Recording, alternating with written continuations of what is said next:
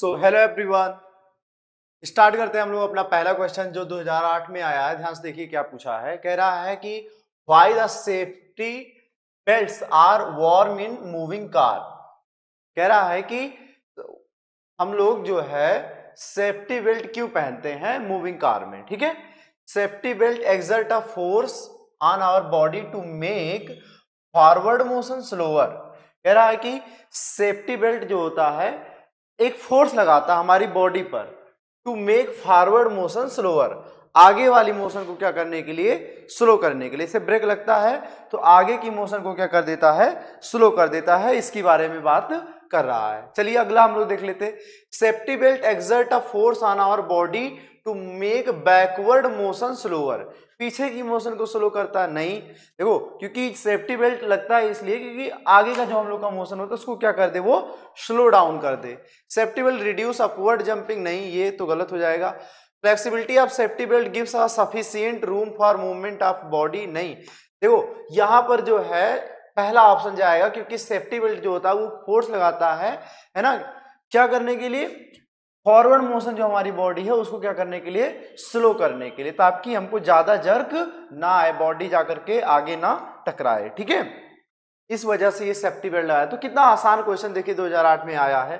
ठीक है, चलिए अगला क्वेश्चन हम लोग देखते हैं। अगला क्वेश्चन क्या है, कह रहा है कि two masses of 4 kg, two masses of 4 kg and 8 kg are accelerated at 7 meter पर सेकेंड स्क्वायर एंड 5 मीटर पर सेकेंड स्क्वायर। तो कह रहा है कि इसमें कौन सा स्टेटमेंट सही है। तो दो ऑब्जेक्ट है, एक का मास कितना है 4 kg, एक का मास कितना है 4 kg। ठीक है, और एक्सेलरेशन कितना दिया इसका 7 मीटर पर सेकेंड स्क्वायर, और दूसरा है उसका मास कितना दिया है 8 kg, 8 kg लिख दिया। ठीक है, और उसका एक्सेलरेशन कितना है 5 मीटर पर सेकेंड स्क्वायर, 5 मीटर पर सेकेंड स्क्वायर, 5 मीटर पर सेकेंड स्क्वायर। ठीक है, 5 मीटर पर सेकेंड स्क्वायर। ध्यान से देखिए 7 मीटर पर सेकेंड स्क्वायर, 5 मीटर पर सेकेंड स्क्वायर। तो कह रहा है कि अगर ये देखिए ये मास है और ये क्या है, एक्सेलरेशन है, ये मास है और ये क्या है, एक्सेलरेशन है। इसका फोर्स निकालेंगे F इक्वल टू क्या करके एम ए। तो इसका आएगा, देखिए मास आ गया 4 और एक्सेलरेशन कितना है 7, तो कितना हो जाएगा 28 न्यूटन। ठीक है, 28 क्या आ गया, न्यूटन आ गया।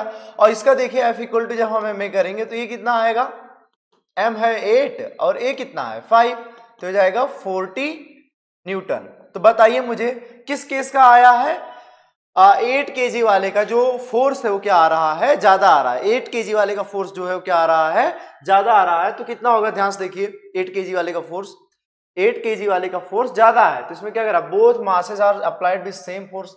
सेम फोर्स तो नहीं आ रहा है, ये गलत है, सेम फोर्स नहीं आ रहा है। समझ में आ रहा है कि नहीं। अगला कह रहा more force is applied on 4 kg, नहीं, more force is applied on 8 kg। हाँ ये स्टेटमेंट क्या है, सही है। ज्यादा फोर्स किस पे लग रहा है, ज्यादा फोर्स जो लग रहा है वो लग रहा है इस पर, ज्यादा फोर्स जो लग रहा है वो लग रहा है 8 kg वाले मास पर, 8 kg वाले मास पर। देखिए कितना आसान सा क्वेश्चन पूछा था 2018 में 8 में। ठीक है, चलिए अगला क्वेश्चन हम लोग देखते हैं। कह रहा है read the following statement and pickup in inappropriate one, मतलब जो सही नहीं है उसको पिक करना, अप्रोप्रिएट नहीं इनअप्रोप्रिएट को बोला है। कह रहा mass of the object is a measurement of inertia. Inertia क्या होता है, किसी का पोजीशन क्या कर, पोजीशन चेंज करने मतलब पोजीशन ना चेंज करने का जो प्रॉपर्टी है, resist to change its position is called inertia.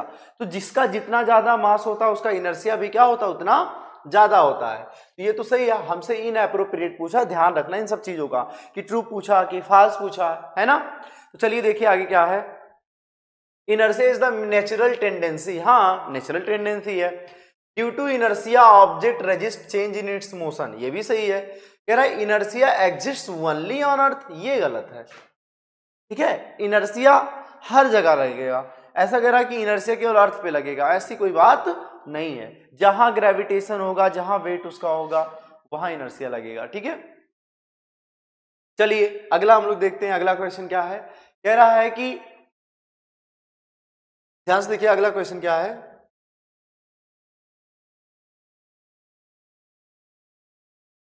Which are the following statement is unappropriate. नहीं, यहां अप्रोप्रिएट पूछा है, अप्रोप्रिएट, ध्यान से देखना, अप्रोप्रिएट मतलब ट्रू स्टेटमेंट पूछा है, ट्रू, ठीक है। किसके लिए? Newton's first law. न्यूटन का फर्स्ट लॉ क्या है?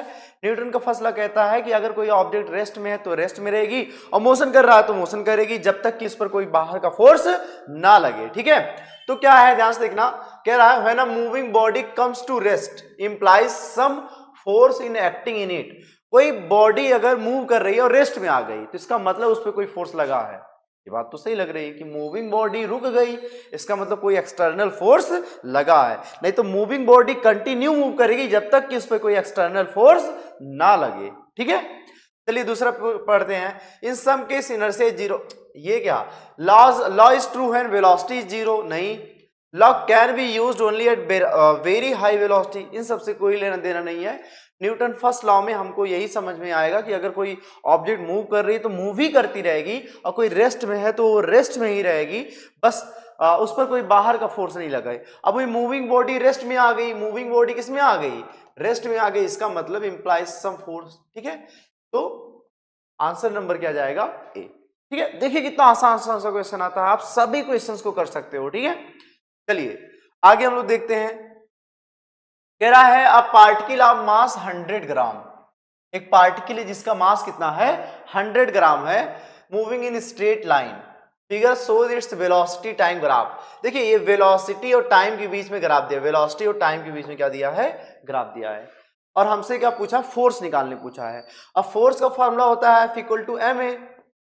m तो दिया है यहाँ पर 100 ग्राम। अब देखो गलती क्या होगी, आप सीधा 100 लगा के 100 रख के क्वेश्चन लगा दोगे।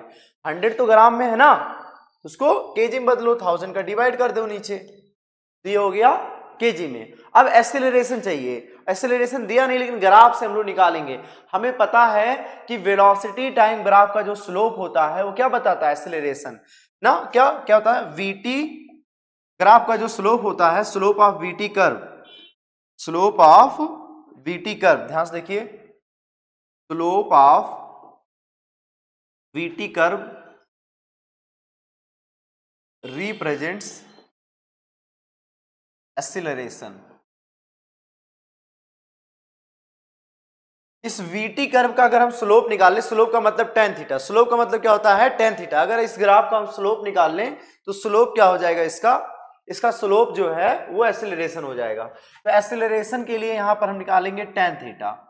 तो tan थीटा होता है क्या? Perpendicular upon base. तो परपेंडिकुलर कितना है यहाँ पर? देखिए ये 200 है, ये कितना है? ये देखिए 200 है, और ये कितना है? 5 है, ठीक है। तो 200 के नीचे कितना आ जाएगा? 5, तो कितना आ जाएगा? ये 40 आ गया, ठीक है।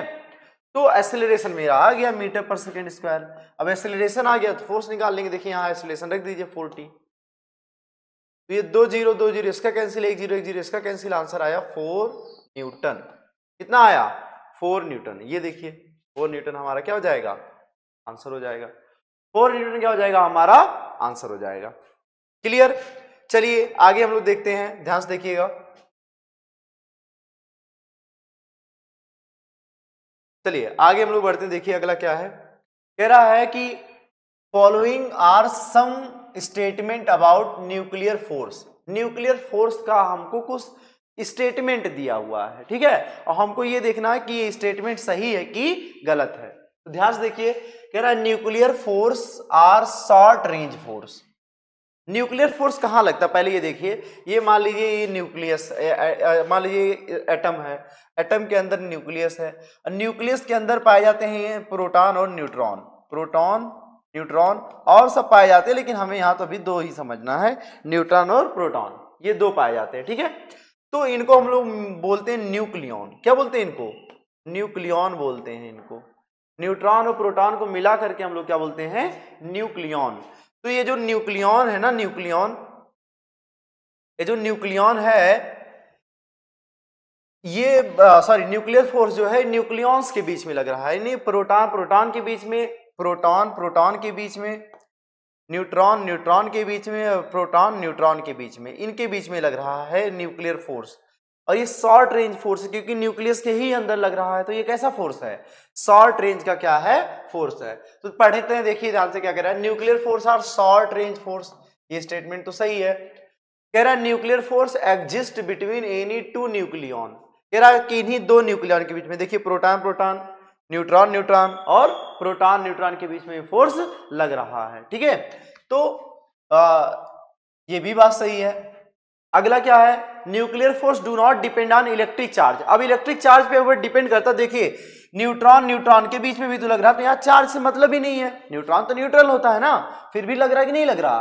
तो न्यूट्रॉन जो न्यूक्लियर फोर्स है वो चार्ज पर डिपेंड नहीं करता है। किस पर डिपेंड नहीं करता है, चार्ज पर डिपेंड नहीं करता है। ठीक, चलिए आगे हम लोग देखते हैं क्या है, ध्यान से देखना क्या होगा।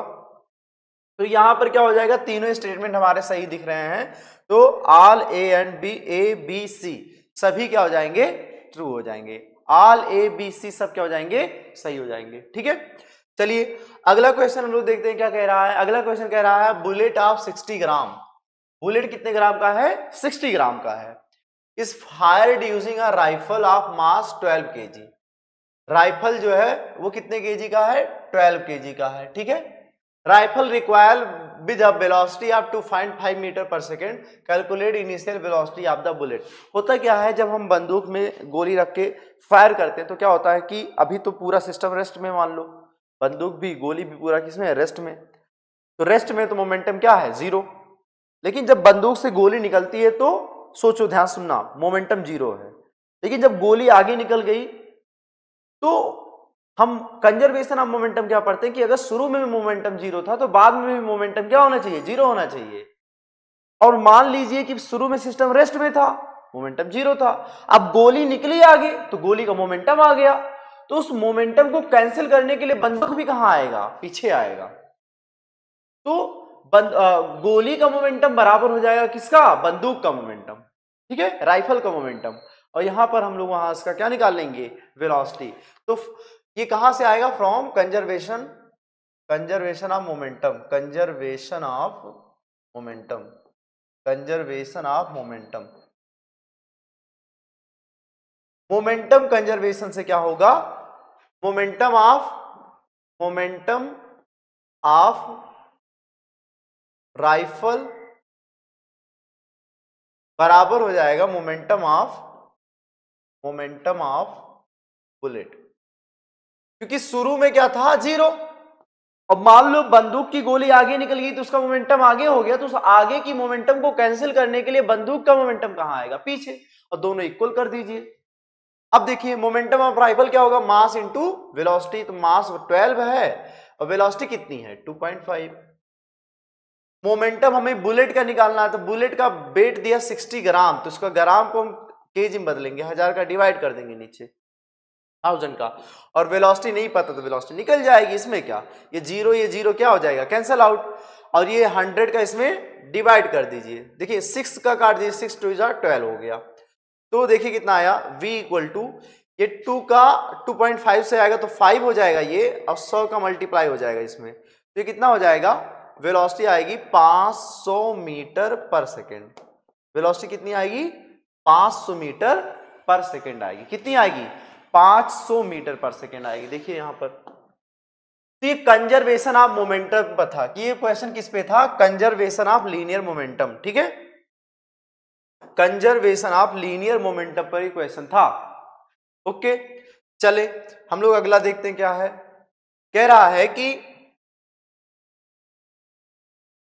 Which of the following statement is incorrect? कौन सा स्टेटमेंट इसमें इनकरेक्ट है। यही बात आप पहले ध्यान रखिएगा, करेक्ट पूछा कि इनकरेक्ट पूछा है, करेक्ट पूछा कि इनकरेक्ट पूछा है। तो कह रहा है action and reaction force act on different body. हाँ सही बात है, अगर मान लीजिए ये कोई ए बॉडी है और ये कोई दूसरी बॉडी है, तो कहते हैं अगर ये इस पे फोर्स लगाएगी तो ये इस पे भी फोर्स लगाती है। ठीक है, action and reaction force are equal in magnitude. हाँ, जितना ये इस पे लगाता है उतना ये इस पे लगाता है, मैग्नीट्यूड तो इक्वल है लेकिन डायरेक्शन क्या होता है, अपोजिट होता है। Action and reaction force are opposite in direction. ये भी सही है, ये भी सही है, ये भी सही है। मुझसे सही नहीं पूछा, मुझसे इनकरेक्ट पूछा। ध्यान से देखिएगा, अगर आपको इनकरेक्ट दिमाग में नहीं है तो आप पहला पढ़ोगे, सही लगेगा आप टिक कर दोगे। आप 3 पढ़िए कि 3 सही, आपसे क्या पूछा, इनकरेक्ट पूछा है। ये तो सही हो गया। Reaction force gets activate after reaction force. देखिए यहां ऐसा नहीं होता कि एक्शन लगा तब रिएक्शन आया, साइमल्टेनियस होता है, एक साथ होता है, ठीक है। तो ये स्टेटमेंट गलत हो जाएगा, ठीक है। और यही हमारा आंसर है, यही हमारा क्या हो जाएगा, आंसर, ठीक है। आ रही बात समझ में? हमसे इनकरेक्ट पूछा था और इनकरेक्ट हमारा यही है, यही हमारा क्या हो जाएगा, आंसर, ठीक है। चलिए अगला क्वेश्चन हम लोग देखते हैं, क्या बोला, कह रहा observe the diagram and select the correct option. Diagram को देखिए और करेक्ट ऑप्शन बताइए। एफ का मतलब है फोर्स और एस का मतलब है डिस्प्लेसमेंट। डिस्प्लेसमेंट इधर हो रहा है और फोर्स इधर लग रहा है, ठीक है। जिधर डिस्प्लेसमेंट हो रहा है उसके अपोजिट डायरेक्शन में क्या लग रहा है, फोर्स। तो अब जाहिर सी बात हो, जा रहा है उधर और फोर्स लग रहा है इधर, पीछे खींच रहा है, तो क्या होगा, वेलोसिटी डिक्रीज करेगी। सिंपल, वेलोसिटी क्या होगी, डिक्रीज करेगी। वेलोसिटी ऑफ बॉडी इंक्रीज ना, ऐसा नहीं होगा, velocity of body will decrease, ये सही है। वेलोसिटी ऑफ बॉडी क्या हो जाएगी, इंक्रीज हो जाएगी, सॉरी डिक्रीज हो जाएगी, क्योंकि फोर्स अपोजिट डायरेक्शन में लग रहा है। कितना आसान क्वेश्चन है, देखिए। चलिए अगला क्वेश्चन हम लोग लेते हैं। व्हाइल शार्पनिंग अ नाइफ, जब हम नाइफ को शार्प करते हैं, धार तेज उसकी करते हैं, तो स्पार्क्स ट्रेवल। हाँ देखोगे कि वो जो ऐसा एक राउंड टाइप का व्हील होता है, उसमें नाइफ को क्या किया जाता है, रखा जाता है, तो इनसे जो स्पार्कल्स निकलती हैं वो इनके ऐसा टेंजेंशियल निकलती हैं। क्यों टेंजेंशियल, किसकी वजह से निकलती हैं, टेंजेंशियल निकलती हैं इनर्शिया ऑफ डायरेक्शन की वजह से, इनर्शिया ऑफ डायरेक्शन की वजह से। क्योंकि स्पार्कल्स जो है इसी पर रगड़ा जा रहा है, तो इसके टेंजेंट पे रगड़ा जा रहा है, तो स्पार्कल्स कैसे निकलेंगे, इनकी टेंजेंशियल डायरेक्शन में। ऐसा ही समझो कि अगर कोई व्हील है, कोई व्हीकल्स है, तो उसके पहिए से जो वो निकलता है, मड निकलता है, कीचड़, वो भी कैसा जाता है, टेंजेंशियल जाता है। कैसा, जब ये आगे की तरफ मूव करेगा तो इसका जो मड है वो कैसे निकलता है, पीछे की ओर टेंजेंशियल निकलता है। इसका भी रीजन क्या है, inertia of direction, inertia of direction. Theoretical था, देखिए। चलिए अगला क्वेश्चन हम लोग देखते हैं। कह रहा due to the force exerted by which of the following factor does unpowered car accelerate downwards on an inclined road. क्या लिखा है, ध्यान से देखिए, फिर से देखिए। कह रहा है due to the force exerted by which of the following factor, किस फैक्टर की वजह से फोर्स लग रहा है, कार अनपावर्ड हो रही है ना। Does unpowered car accelerate downward on an inclined field, मतलब अनपावर्ड कार, मतलब कार में कोई पावर नहीं है, लेकिन वो इंक्लाइंड प्लेन से नीचे की ओर चली आ रही है। तो नीचे की ओर चली आ रही है, तो वो कौन है, वेट ऑफ द कार। अरे इंक्लाइन प्लेन पे यहाँ कार खड़ी है, कुछ भी ऑन ऑन नहीं किया गया उसको, और ये नीचे की तरफ आ रही है, तो किसकी वजह से आएगी, वेट की वजह से, वेट की वजह से तो ये नीचे की ओर आएगी, डाउनवर्ड आएगी, है ना। कार में कोई इंजन स्टार्ट नहीं है, अनपावर्ड है, स्टार्ट ही नहीं है कार, ठीक है। चलिए अगला क्वेश्चन हम लोग देखते हैं।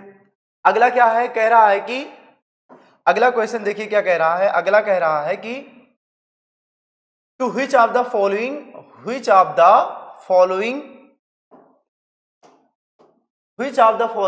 laws expressed in term formula using standard meaning has to be proved by experimental observation only।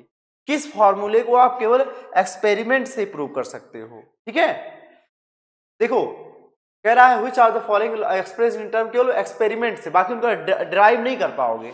तो ये फार्मूला हम लोग ड्राइव करते हैं, ड्राइव कर सकते हैं इसको मैथमेटिकल तरीके से, लेकिन मुझसे ये पूछा किसको केवल एक्सपेरिमेंट से पता कर सकते हो। ये फार्मूला भी हम लोग ड्राइव करते हैं, लॉ ऑफ कंजर्वेशन, ठीक है। टोटल एनर्जी ये भी हम लोग करते हैं प्रूव, ठीक है, मैकेनिकल एनर्जी का फार्मूला। तो हम ये सब प्रूव कर सकते हैं, लेकिन जो है ये फोर्स बिटवीन टू ऑब्जेक्ट जो है इसको हम लोग प्रूव नहीं कर पाएंगे। इसको हम एक्सपेरिमेंट के थ्रू ही प्रूव करेंगे, दो ऑब्जेक्ट के बीच में लगने वाले फोर्स का। इसका कोई मैथमेटिकल डेरिवेशन नहीं है। आ रही बात समझ में? हमसे यही पूछा है कि किसका केवल एक्सपेरिमेंटल ऑब्जर्वेशन होगा, तो वो ऑप्शन हमारा कौन सा है, सेकंड बी। समझ में आया क्या? चलिए अगला क्वेश्चन हम लोग देखते हैं, अगला क्या है, कह रहा है calculate momentum of a car having mass. अब क्या ही इसमें बताएं, मोमेंटम पूछा है। मोमेंटम का फॉर्मूला P इक्वल टू क्या हो जाएगा, mv, और P m कितना दिया आपको 1000 kg, kg में हैवी, और वेलोसिटी कितना दिया है 10, ये हो जाएगा देखिए 3 0 1 4 0 हो गया 10 टू पावर 4 न्यूटन। ठीक है, न्यूटन सेकेंड इसकी यूनिट होती है, या kg मीटर पर सेकेंड। ठीक है, न्यूटन सेकेंड, तो 10 टू पावर 4 न्यूटन सेकेंड, ये हमारा आंसर जाएगा। क्लियर है, क्लियर है ना, ध्यान से देखिएगा, ध्यान से देखिए। चलिए अगला हम लोग देखते हैं क्या होगा।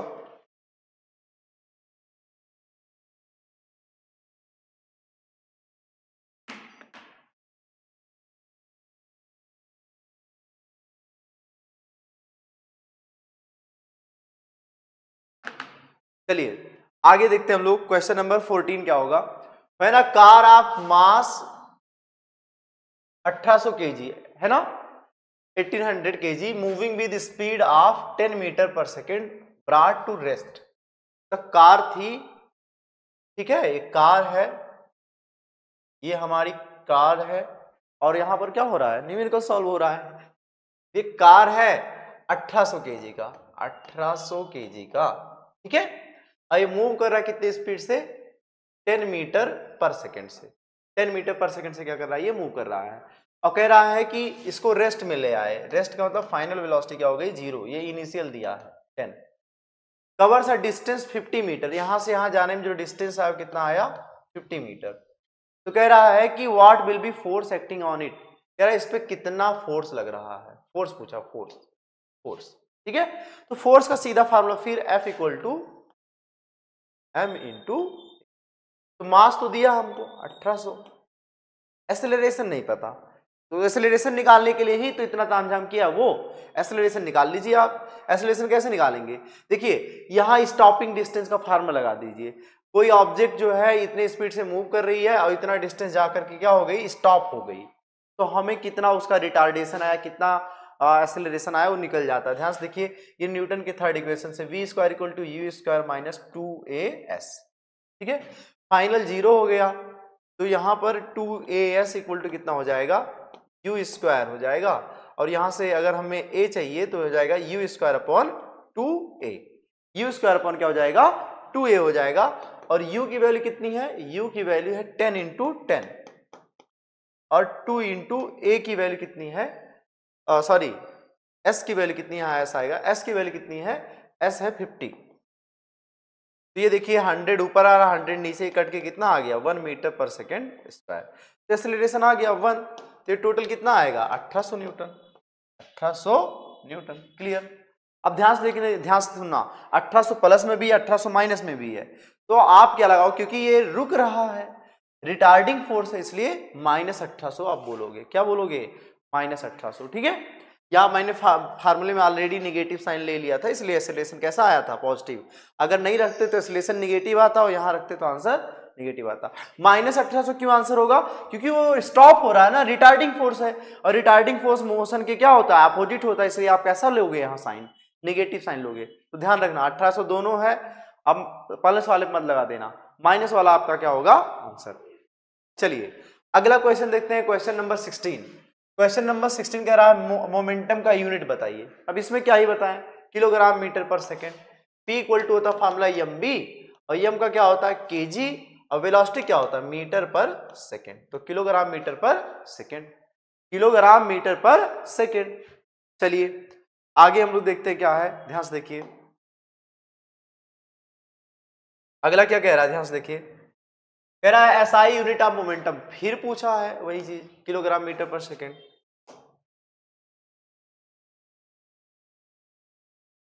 On a highway, it is necessary to tie safety belt while traveling in a car। कह रहा है कि हाईवे पर हमें क्या करना चाहिए, सेफ्टी बेल्ट लगानी चाहिए जब हम कार में ट्रेवल करें। कह रहा है इसको कैसे आप एक्सप्लेन कर सकते हो, लॉ ऑफ ग्रेविटेशन नहीं, फर्स्ट लॉ ऑफ मोशन से, फर्स्ट लॉ ऑफ मोशन से। फर्स्ट लॉ ऑफ मोशन क्या है कि यही है कि अगर कोई बॉडी रेस्ट में है तो रेस्ट में रहेगी, अगर मूव कर रही है तो मूव करती रहेगी जब तक कि इस पर कोई बाहर से फोर्स ना लगे। तो होता क्या, जब अचानक मान लो ब्रेक व्रेक लगता है मूविंग कार में, तो वो बॉडी जो मूव कर रही थी वो मूव ही करना चाहती है, तो वो क्या हो जाएगी, आगे जाकर के दिख सकती है इस वजह से। तो यहां पर कौन सा जाएगा, फर्स्ट लॉ ऑफ मोशन। चलिए अगला हम लोग देखते हैं, the equation related to momentum of system. ये दिया आपको इक्वेशन, क्या दिया ध्यान से देखिए, लिखा है यहां बराबर होगा, ये देखो कह रहा है कि m2v2 माइनस u2 ये दिया है इक्वल, और इधर क्या दिया है m1 और क्या लिखा है v1 माइनस u1 ये दिया है। तो ये मल्टीप्लाई कर दिए m2v2 और माइनस का m2u2 इक्वल m1v1 और माइनस m1u1। अब u वाले को एक साथ कर दीजिए, v वाले को एक साथ कर दीजिए, u वाले को एक साथ, v वाले को एक साथ, तो क्या हो देखिए इधर माइनस m1u1 को इधर कर दे रहे plus m1u1 m1u1 plus m2u2 equal हो जाएगा m1v1, और ये वाला जब आएगा, ये देखिए ध्यान से m2v2 ठीक है m2v2। तो यहां पर देखिए क्या है, ध्यान से देखिए क्या है, इक्वल कह रहा है कि ये जो रिलेशन आपको दिया है, the equation of related to momentum of system m2v2 minus u2, और फिर क्या लिखा है, फिर लिखा है कि m1 लिखा आ गया v1 माइनस u1। कह रहा है ये सिंबल यूज कर रहा है, इसका मतलब क्या है कि मोमेंटम जो है m1 is much bigger than m2। देखिए ये शुरू का मोमेंटम है, और शुरू का मोमेंटम जो है बाद के मोमेंटम के क्या होना चाहिए, बराबर होना चाहिए। तो कह रहा है कि some external force exerted on it, अगर शुरू का मोमेंटम बाद के मोमेंटम के बराबर नहीं है, शुरू का मोमेंटम बाद के मोमेंटम के बराबर नहीं है, तो इसका मतलब इस पे कोई बाहर से फोर्स लग रहा है, कोई एक्सटर्नल फोर्स इस पर अप्लाइड हो रहा है। ठीक है, चलिए अगला क्वेश्चन हम लोग देखते हैं। कह रहा है कि two person manage to push a motor car of mass 100, ये देखिए 1200 kg का है, ठीक है, and along the level road, दो लोग हैं 1200 kg कार को क्या कर रहे हैं, पुश कर रहे हैं, दो लोग, ठीक है, ये 1200 kg का है, इसको पुश कर रहे हैं। The same motor car can be push by 3 person. अब इसको 3 लोग पुश करने लगे, 1 2 3, 1200 kg का ही है, ठीक। तो कह रहा है कि इसमें एक्सीलरेशन आ गया 0.2 मीटर पर सेकेंड स्क्वायर का। तो कह रहा है with what force does each person push the motor car.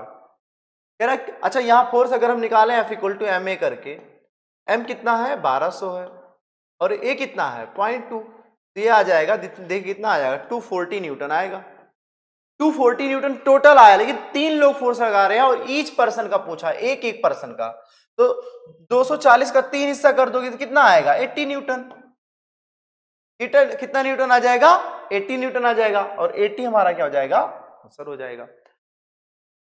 Car को 3 लोग धकेल रहे हैं, 3 लोग पुश कर रहे हैं और इतना एक्सेलरेशन आ रहा, तो मास इंटू एक्सेलरेशन कर देंगे, और मास इंटू एक्सेलरेशन जब हम लोग करेंगे तो यहां पर 240 आएगा, और 240 के लिए ऐसा हम लोग करेंगे, ठीक है, उसका 3 हिस्सा ले लेंगे, ठीक है। चलिए अगला क्वेश्चन हम लोग देखते हैं, अगला क्या है, while doing a simple pendulum experiment what care we need to take। Simple pendulum क्या होता है, सिंपल पेंडुलम ऐसा किसी रिजिड पॉइंट से एक क्या होता है, लोहे की स्फेयर को, छोटे को हम लोग क्या कर सकते हैं, ऐसा सस्पेंड कर देते हैं, और ये इसी में एक शॉर्ट एम्पलीट्यूड को लेकर के क्या करती है, बार बार ऑसिलेट करती है, ठीक है, बार बार क्या करती है, ऑसिलेट करती है। तो कह रहा है कि इसका जो टाइम पीरियड आता है, टाइम पीरियड का formula 2 pi under root L upon g होता है, L अपॉन जी। L क्या है, इसकी लेंथ है, और जी तो क्या है, एक्सेलरेशन ड्यू टू ग्रेविटी। तो कह रहा है कि इसमें क्या हमको सावधानी देखनी चाहिए। कह रहा है कि switch off the nearby fan, close the near window, switch off the nearby light, switch off the mobile phone in vicinity. What care we need to take, क्या हमको करना चाहिए। तो लाइट ऑफ करने क्या मतलब है, light क्या, लाइट से क्या लेना देना, लाइट इसकी मूवमेंट को क्या इंपैक्ट करेगा, कुछ नहीं। लाइट के मूवमेंट से क्या लेना देना, लाइट के जलने से इसका क्या लेना देना है। Switch off the mobile phone in vicinity, कह रहा है कि वहां मोबाइल फोन बंद कर दीजिए। अब ये क्या मतलब भाई, आप एक्सपेरिमेंट कर रहे हो, ठीक है। हाँ, फैन और विंडो को बंद करने के लिए इसलिए बोला जाता है ताकि वहां कोई एयर का फोर्स ना आ जाए, एयर रेजिस्टेंस ना आ जाए, ठीक है। इसलिए हाँ, ये दोनों आप कर सकते हो, पहला और दूसरा, 1 और 2। बाकी थर्ड और फोर्थ ये अननेसेसरी चीज है।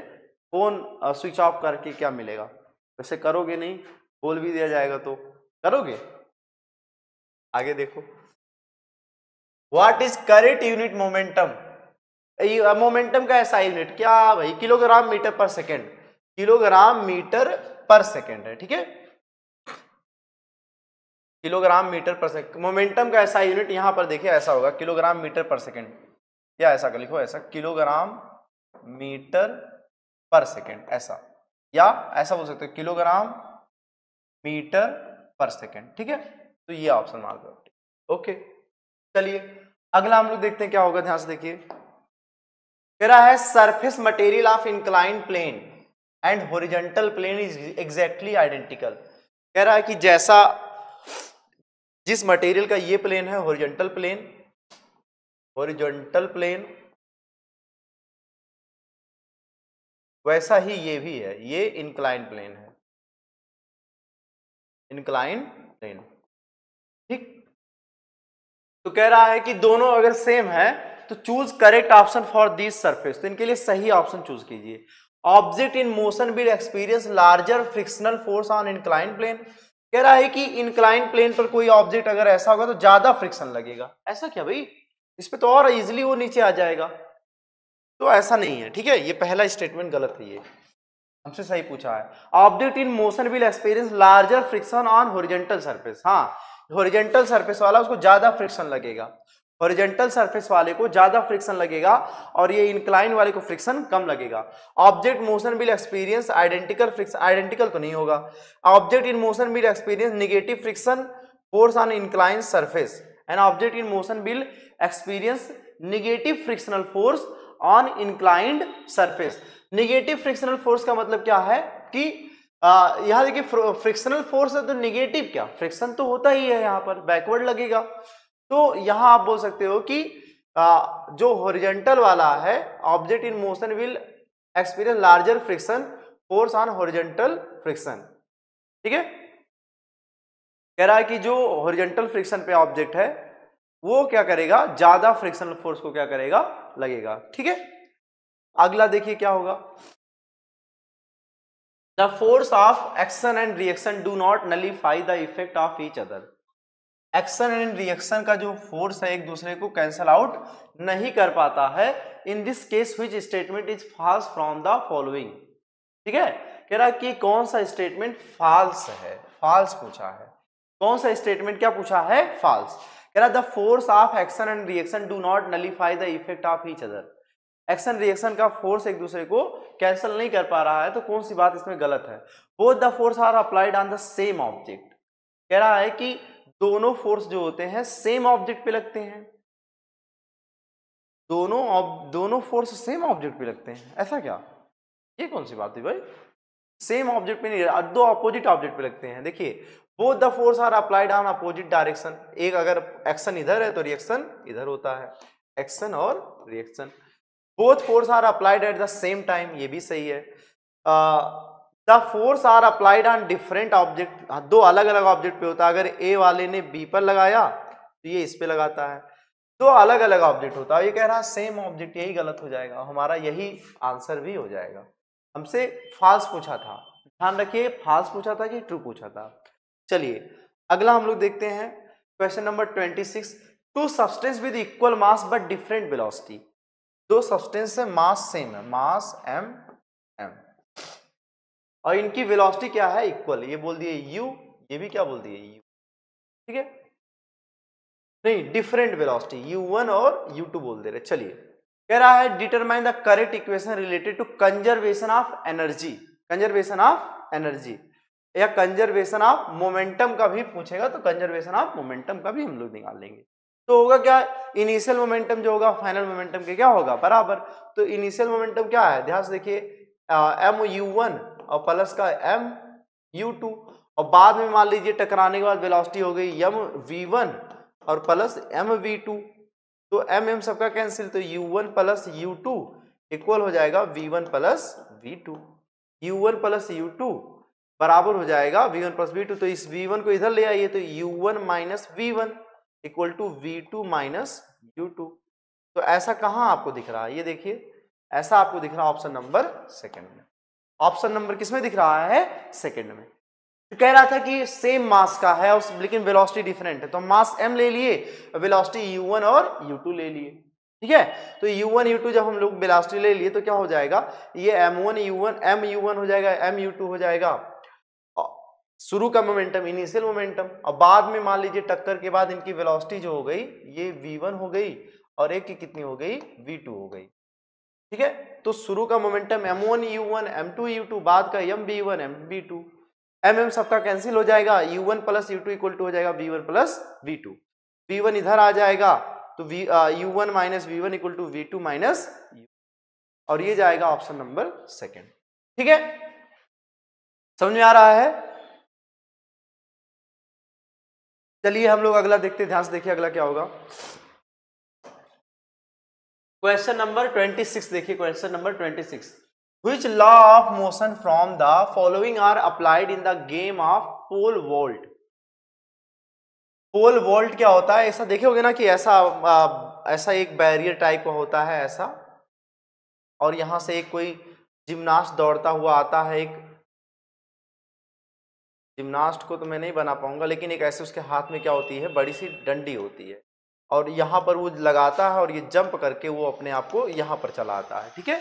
वो पर्सन देखोगे ना ऐसा डंडी लेकर के आता, फिर वहाँ उसके पहले यहाँ पर ये इसको स्टक करता है और ये फ्लेक्सिबल होती है, ये इसको उधर जर्क करके फेंकता है। तो कह रहा है कि कौन कौन सा इस पे लॉ लग रहा है। लॉ ऑफ इनर्शिया बिल्कुल लगेगा, लॉ ऑफ इनर्शिया, ठीक है। क्यों ना लॉ ऑफ इनर्शिया लगेगा, क्योंकि देखिए जैसे मान लो दौड़ती दौड़ते आ रही है, दौड़ते दौड़ते आ रहा है, तो क्या होगा जब वो स्टिक को जंप करता है, लगाता है, तो बॉडी तो मूव में थी ना, स्टिक जंप हो गया, लेकिन बॉडी मोशन में थी, तो बॉडी क्या करती है, आगे की ओर चली जाती है, वो स्टिक क्या करता है, उसको बाहर फेंकता है। Newton second law of motion, अब जाहिर सी बात है मोशन हो रहा है उसमें तो सेकेंड लॉ लगेगा। और थर्ड लॉ एक्शन रिएक्शन भी यहाँ लग रहा है, तो यहाँ पर तीनों लॉज जो है अप्लाइड हैं, पी क्यू आर तीनों लॉ अप्लाई हो रहे हैं जब कोई पोल वॉल्ट में मूव करता है या जंप करता है, ठीक है। वहां पर लॉ ऑफ इनर्शिया भी है, पहला लॉ, सेकेंड लॉ भी है और थर्ड लॉ भी है, ठीक है। चलिए आगे हम लोग देखते हैं, कह रहा select the proper statement about the forces acting on the body when it is either stationary or in uniform motion. कह रहा है कि ट्रू स्टेटमेंट हमको निकालना है, ट्रू स्टेटमेंट है ना, कि बॉडी पर फोर्स लग रहा है चाहे वो रेस्ट में हो या मोशन में। तो क्या कह रहा है, no any kind of force will act on the body. कह रहा है कि only the gravitational force will act on the body, the various force acting on the body will nullify each other. देखिए अगर यूनिफॉर्म मोशन में है तब भी फोर्स जीरो होगा, रेस्ट में है स्टेशनरी है तब भी फोर्स जीरो होगा, और फोर्स जीरो का मतलब जितने भी फोर्स उस पर लग रहे हैं सब एक दूसरे को क्या कर रहे हैं, कैंसल आउट कर रहे हैं।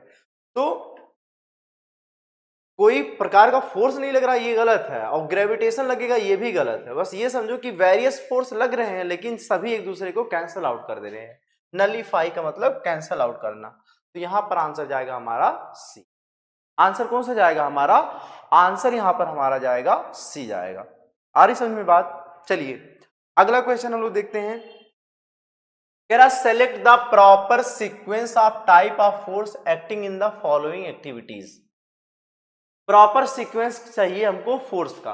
Iron nail attract towards the magnet when the magnet is kept near it. अब कोई भी मैग्नेट किसी कील को अपनी तरफ खींच रहा है तो कौन सा फोर्स है, नॉन कॉन्टैक्ट फोर्स है। कैसा फोर्स है ये, non contact force, non contact force, ठीक है। और अगला क्या है, the ball floats on the water वो बैलेंस फोर्स है, जितना फोर्स नीचे लगता है उतना फोर्स ऊपर लगती है, तो ये बैलेंस फोर्स का एग्जांपल हो जाएगा। Balanced force, balanced force. The batsman hitting 6 on cricket ground, तो ये कैसा हिट कर रहा है बॉल को, ठीक है। The batsman hitting 6 on cricket ground, तो ये 6 हिट कर रहा है, तो ये कौन सा एग्जांपल हो जाएगा? तो वो देखो पहले तो वो कांटेक्ट में आएगा तब 6 हिट होगा, और दूसरा क्या होगा? अनबैलेंस फोर्स है। कौन सा फोर्स है? अनबैलेंस फोर्स है, ठीक है। अनबैलेंस फोर्स है, अनबैलेंस भी हो सकता है, और ये कांटेक्ट का भी एग्जांपल, बिना कांटेक्ट के बॉल थोड़े जाएगा। The stone released in the water, कह रहा है कि वाटर में स्टोन को क्या कर दिया जाए? रिलीज्ड कर दिया जाए, तो वहां पर क्या होगा? तो चलिए देखिए, पहला है नॉन कांटेक्ट, तो अनबैलेंस बोला तो गलत हो जाएगा, पहला नॉन कांटेक्ट है। दूसरा जो है फ्लोट कर रहा है तो बैलेंस होगा, तो नॉन कांटेक्ट अनबैलेंस गलत हो गया, नॉन कांटेक्ट बैलेंस फोर्स, और ये कांटेक्ट के लिए जाएगा। और ये चौथा जो है stone released in the water, release कर दिया गया पानी में, तो वो अनबैलेंस्ड है, इस पे अभी अनबैलेंस्ड है, अनबैलेंस्ड, ठीक है, अनबैलेंस्ड। तो यहां पर आंसर जाएगा सी, ये ऑर्डर होगा। पहला नॉन कांटेक्ट, दूसरा फ्लोट कर रहा है तो वहां बैलेंस्ड है, तीसरा बॉल को बिना टच किया मार नहीं पाओगे तो वहां कांटेक्ट फोर्स है, और स्टोन को रिलीज किया गया तो वहां अभी कौन सा फोर्स लग रहा है? Unbalance force. कौन सा फोर्स? Unbalance force. तो ये ऑर्डर था, ठीक है। चलिए 29 पे हम लोग आ गए।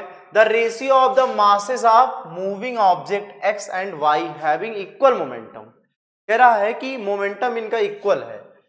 P1 रेशियो P2 जो है वो कितना है? 1:2 है। तो कह रहा है determine the ratio of their velocity.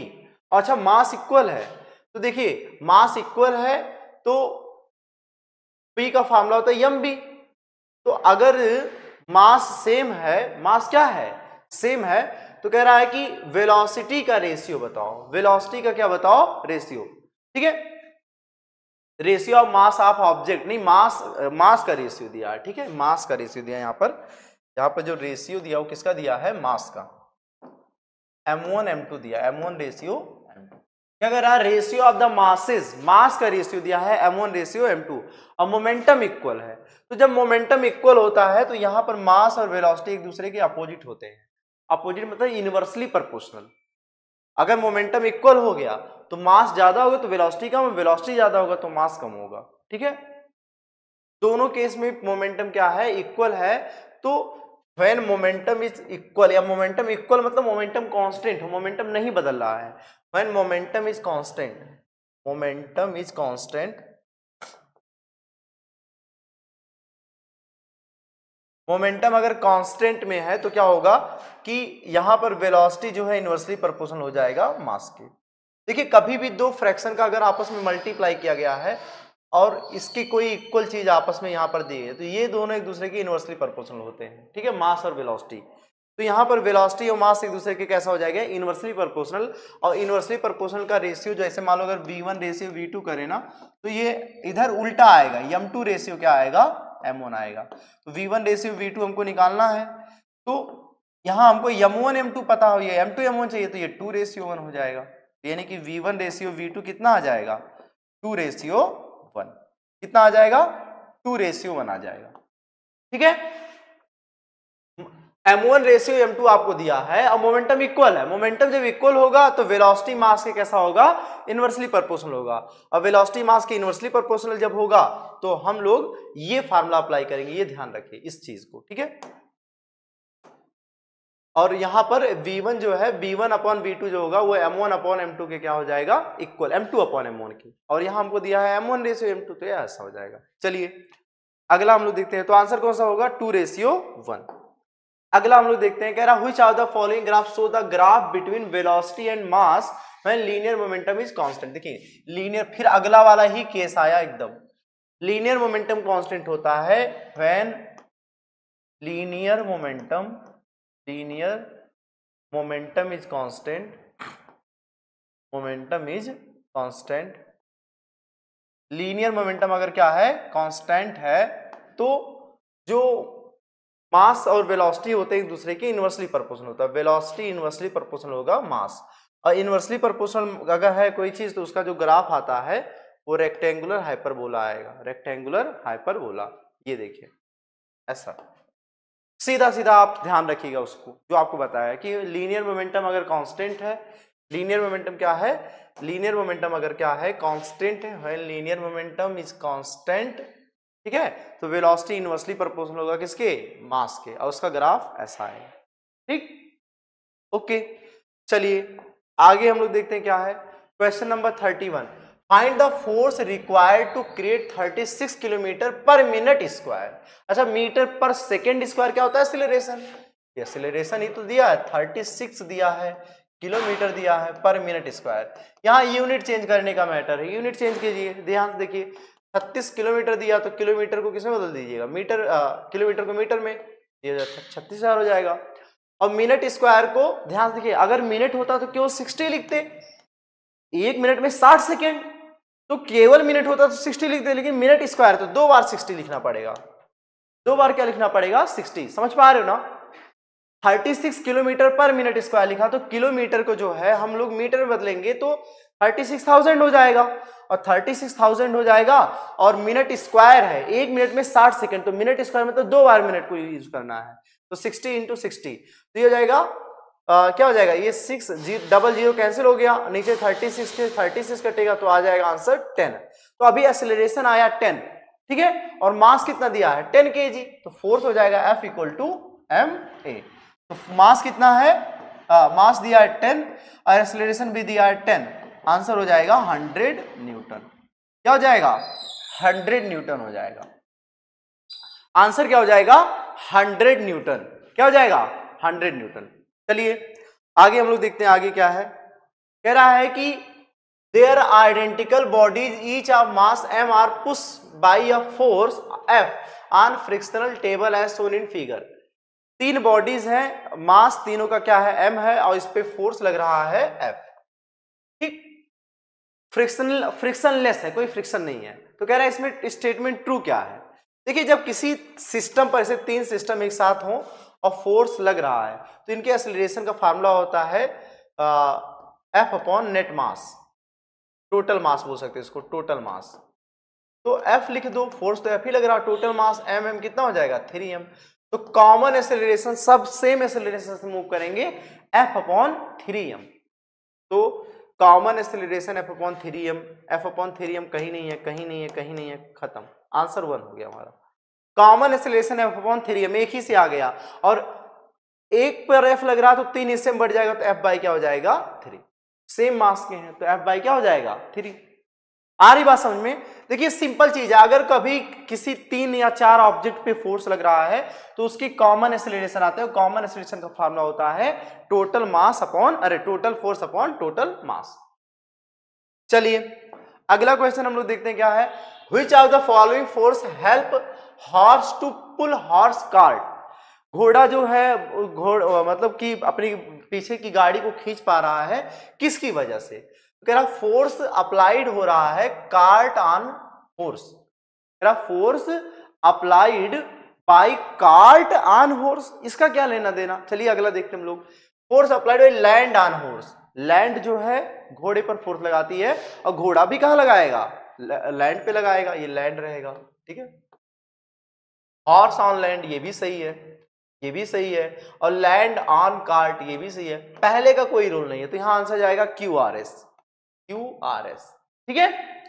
अरे जब हम लोग चलते तो हम लोग जमीन पे फोर्स लगाते नहीं लगाते, हम लोग जमीन को पुश करते हैं और जमीन हमको पुश करती है, ठीक है। ऐसा यहां भी है कि घोड़ा जब दौड़ेगा तो घोड़ा जमीन पर लगाएगा और जमीन घोड़े पर लगाएगा, गाड़ी जो है जमीन पर लगाएगी, जमीन जो है गाड़ी पर लगाएगी। लेकिन ये पहला वाला जो यहां पर है कि कार्ट का हॉर्स के से कोई लेना देना नहीं है, ठीक है। चलिए हम लोग 34 क्वेश्चन पे आ गए, कह रहा है रीड करिए फॉलोइंग पैसेज को, सेलेक्ट करिए करेक्ट अल्टरनेटिव, करेक्ट ऑप्शन को। An object of 2.5 kg and velocity 5 metre पर सेकेंड स्क्वायर, ठीक है, collides on wooden block of 7.5 kg stationary state. देखिए ये एक ऑब्जेक्ट है 2.5 kg का, 2.5, इसकी वेलोसिटी है 5 मीटर पर सेकेंड स्क्वायर, 5 मीटर पर सेकेंड, और ये टकरा रहा है किसी 7.5 kg की ऑब्जेक्ट से। ये रेस्ट में है अभी, ये किस में है, रेस्ट में है, और ये क्या कर रहा है, मूव कर रहा है। ठीक है, कह रहा है कि दोनों जाकर के जब टकराते हैं तो स्टिक हो जाते हैं, इससे जाकर के चिपक जाता है, ये बड़े वाले से जाकर के क्या हो जाता है, चिपक जाता है, तो दोनों सेम वेलोसिटी से मूव करने लगेंगे फिर। तो कह रहा है determine the total momentum of the object, ये बाद में टोटल मोमेंटम कितना हो जाएगा, तो टोटल मोमेंटम की पी का फॉर्मूला हो जाएगा, टोटल मोमेंटम पी का फॉर्मूला क्या हो जाएगा, M B, total momentum P का फॉर्मूला क्या हो जाएगा, एम बी। तो ध्यान से देखिए हम लोग यहाँ पर लगा देंगे conservation of momentum, conservation of momentum का मतलब होता है इनिशियल मोमेंटम बराबर फाइनल मोमेंटम, तो इनिशियल मोमेंटम इन दोनों का, तो m1 u1, तो ध्यान से देखिए 2.5, चलिए लिख दिए, यहाँ लिख दे रहे हैं आपके लिए, ध्यान से देखिए m1 u1 plus m2 u2, और बाद में क्या हुआ है, बाद में दोनों एक ही हो गए, तो मास दोनों का ऐड हो गया m1 प्लस m2, और वेलोसिटी क्या हो गई, कॉमन हो गई, और यही चीज क्या है, सिस्टम बाद में सिस्टम का क्या हो गया, मोमेंटम, यही हमसे पूछा है। तो हमसे समझिए p की वैल्यू पूछी है, तो सीधा हम लिख देंगे m1 u1 और प्लस m2 u2।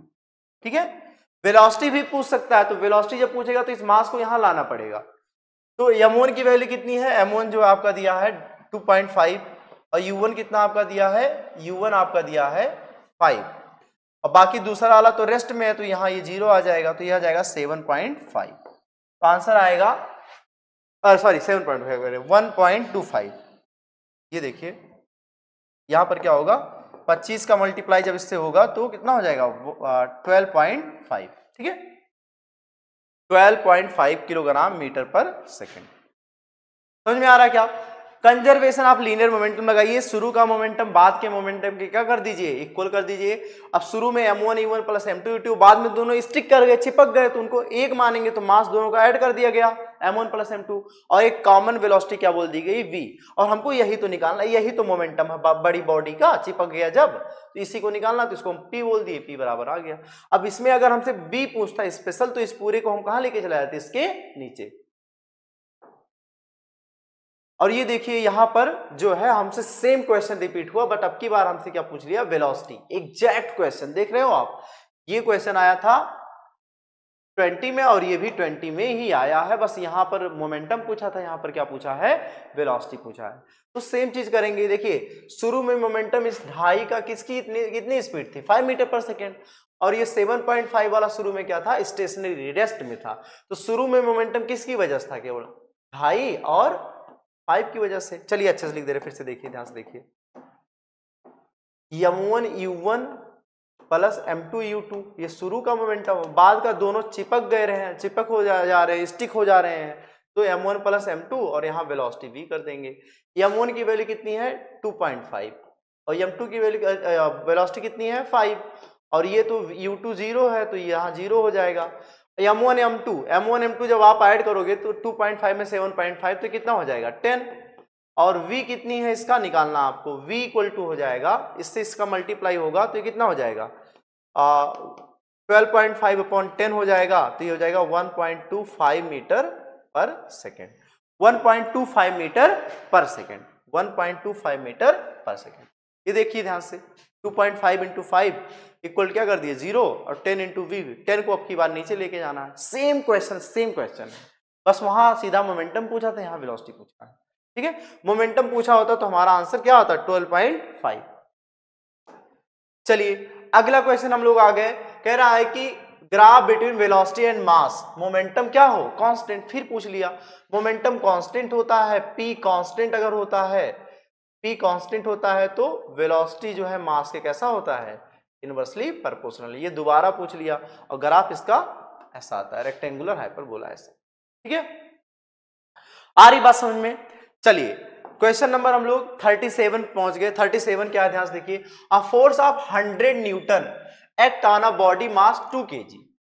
100 न्यूटन का फोर्स लग रहा है, 100 न्यूटन का, ठीक है, और मास कितना है 2 kg, मास कितना है 2 kg फॉर 10 सेकेंड, टाइम भी दे दिया 10 सेकेंड। ठीक, तो कह रहा है करेक्ट चेंज इन वेलोसिटी बताइए, चेंज इन वेलोसिटी बताइए of the body from the following. ठीक है, चेंज इन वेलोसिटी का मतलब होता है डेल्टा वी पूछा, डेल्टा वी। तो हम लोग जानते हैं एफ का फार्मूला होता है, ध्यान से देखिए एफ का फार्मूला क्या होता है। एफ का फार्मूला होता है, हम लोग सेकंड लॉ, न्यूटन के सेकंड लॉ में ही पढ़ते हैं कि जो फोर्स है वो चेंज इन मोमेंटम की रेट के क्या होता है, बराबर। फोर्स जो है ये डेल्टा पी क्या है, चेंज इन मोमेंटम अपॉन क्या है, टाइम। तो कहते हैं मोमेंटम चेंज की रेट के क्या होता है, इक्वल। अब डेल्टा पी लिखा, डेल्टा लिख दिए, पी को आप तो बोल सकते हो एम बी ना, अपॉन क्या कर दिए। देखिए हम आपको पूरा ड्राइव करके दिखा दे रहे हैं कैसे ये लगेगा, ध्यान से देखिए। तो या फिर इसके बाद क्या हो जाएगा, एफ लिखा है, एफ लिख दिए। देखिए हमको वेलोसिटी का चेंज निकालिए तो मोमेंटम बाहर कर दीजिए, मास तो चेंज नहीं हो रहा, वेलोसिटी चेंज हो रहा, तो एम भी कर दिए, अपॉन क्या कर दीजिए, टाइम। आपसे यही डेल्टा वी आपसे पूछा है। ठीक है, तो फोर्स कितना आपको दिया, 100 रख दिए। मास कितना पूछा है, 2 रख दिए। टाइम कितना पूछा है, 10, ये भी रख दिए। और डेल्टा वी आपसे पूछा, ये निकल जाएगा। तो ये कितना हो जाएगा, 2 से कैंसिल होगा, ये 5 हो गया, 5 को उससे मल्टीप्लाई होगा, तो डेल्टा वी आपका कितना आ गया, 500 मीटर पर सेकेंड। ठीक है, देखिए 500 मीटर पर सेकेंड। अच्छा सवाल था ये।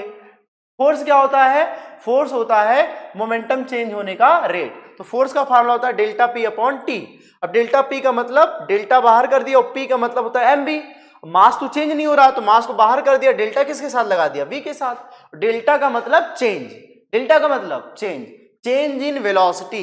डेल्टा वी आपको निकालना था, यहां से हम डेल्टा वी निकाल ली। ठीक है, 500 मीटर पर सेकेंड। चलिए अगला क्वेश्चन हम लोग देखते हैं। अगला क्वेश्चन क्या है, according to which law from the following huge tree get uprooted. बड़ा पेड़ क्यों उखड़ जाता है, ऐसा बड़ा पेड़ जब होता है ना तो हवाएं चलती हैं तो ये क्यों उखड़ जाता है, छोटा थोड़ा सा स्टिक रहता है। तो बड़ा इसलिए उखड़ जाता है क्योंकि ये जितना बड़ा होगा इसका कनेक्शन जमीन से क्या होगा, उतना कम होता चला जाएगा ऊपर वाले हिस्से का, और एयर इसको क्या कर देगी, ज्यादा मूव कर देगी। अब जब ये मूव कर देगा तो उसका जर्क कहां आएगा, नीचे आएगा, ये भी मूव करना चाहेगा। ठीक है, तो ये आता है Newton first law of motion से, न्यूटन का first law of motion, in law of inertia की वजह से कि ऊपर वाला अगर मूव कर रहा है ये पूरा सिस्टम तो नीचे वाले को भी क्या करेगा, मूव कराने की कोशिश करेगा। ठीक है, और ये जितना छोटा रहेगा, ये जमीन से स्टक है इसका पार्ट, तो ये जो है इसके टूटने की संभावना क्या होती है, कम होती है। आसान सा क्वेश्चन था, थ्योरेटिकल। ठीक है, चलिए क्वेश्चन नंबर 39 कह रहा है two substance of equal mass but different velocity collide with each other. फिर वही क्वेश्चन रिपीट हुआ, देखिए यहां पर 2023 में, determine the correct equation related to the conservation of momentum. Mass देखिए दोनों का मास क्या है, इक्वल, तो m वेलोसिटी कैसी है, डिफरेंट, mu1 ये हो गया पहले का मोमेंटम, और दूसरा ऑब्जेक्ट जो है उसका भी मास सेम है तो mu2 हो जाएगा। और टकराने के बाद मान लीजिए ये हो गया mb1 और दूसरे क्या हो गया mb2। और हम लोग जानते हैं कंजर्वेशन ऑफ मोमेंटम क्या कहता है कि टक्कर के पहले का मोमेंटम mu1 mu2 बराबर होता है टक्कर के बाद का मोमेंटम mb1 mb2। सबका मास क्या हो जाएगा, कैंसल आउट, तो हो जाएगा u1 प्लस u2 बराबर हो जाएगा v1 प्लस v2। अब देखिए u1 के पास किसको कर दीजिए, माइनस v1 हो जाएगा, और v2 के पास किसको कर दीजिए, माइनस v2 कर दिए, हो जाएगा। तो इसके जैसा कौन सा है, ऑप्शन नंबर सेकेंड। ठीक है, ऑप्शन नंबर क्या है, सेकेंड। कंजर्वेशन ऑफ मोमेंटम, भैया conservation of momentum, conservation of momentum लगाइए, आंसर आपका आ जाएगा। कंजर्वेशन ऑफ मोमेंटम कहता है कि अगर कोई बाहर से फोर्स नहीं लग रहा है तो इनिशियल फोर्स जो होता है, बाहर का फोर्स अगर नहीं लग रहा है तो इनिशियल मोमेंटम बराबर होता है फाइनल मोमेंटम के। ठीक है, चलिए अगला देखिए हम लोग, determine the odd one out. इनमें से जो सबसे हटके है उसको हमको देखना है। तो ग्रेविटेशन, फ्रिक्शन, इलेक्ट्रोस्टैटिक, मैग्नेटिक। देखिए मैग्नेटिक फोर्स, इलेक्ट्रोस्टैटिक फोर्स और ग्रेविटेशन ये तीनों नॉन कांटेक्ट फोर्स है, बिना कांटेक्ट में आए किसी ऑब्जेक्ट पे फोर्स लगाते हैं। मैग्नेट लोहे की कील को खींच लेता है बिना छुए, ग्रेविटेशन में कोई ऑब्जेक्ट गिरता है नीचे बिना कांटेक्ट के। ठीक है, और इलेक्ट्रोस्टैटिक में भी ऐसा है। जबकि ये जो हमारा फ्रिक्शनल फोर्स है, ये कौन सा फोर्स है, कांटेक्ट फोर्स है, कांटेक्ट फोर्स। क्या लिख दिया, ये क्या लिख दिया, कांटेक्ट फोर्स, कांटेक्ट फोर्स। ठीक है, और ये सब कैसे हैं, ये नॉन कांटेक्ट है, तो हमारा आंसर कौन सा जाएगा, ऑड हमारा बी है, हमारा ऑड कौन सा है, बी।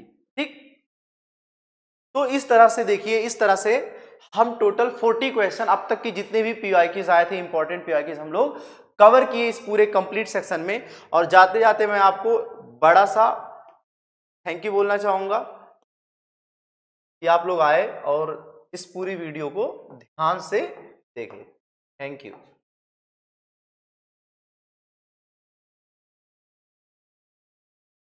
ओके, चलिए बाय बाय।